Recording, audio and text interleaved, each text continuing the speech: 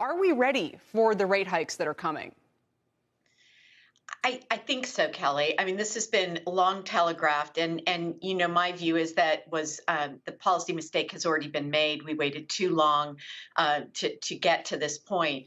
But I am concerned that no matter how many times the Fed raises or hikes this year, it will have very little impact. We're in if you look at any measure of inflation, PCE 5.2%, Fed's preferred model, CPI up 7.9, sticky CPI, the Atlanta Fed's model up 4.5, with the flexible portion up 18.2% year over year. That's a lot of rate hikes to really put some pressure on inflation. If we get 4, 5, 6 this year, we're still in a negative real interest rate environment. And last thing I'll say is, I was investing during the Volcker years, I'm sorry to report, and it was ugly. I mean, we saw CPI up in the mid-teens and the prime rate at over 21.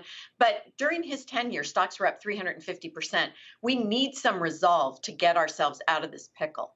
Doug, would you welcome that resolve as well? Because we know in the near term, the more hawkish the Fed is, probably the worse the market will react. But does it make is it an insurance policy against a worse outcome in the long run? Yes, I think the Fed is going to have to move at least a few times in the next, 6 to 8 months.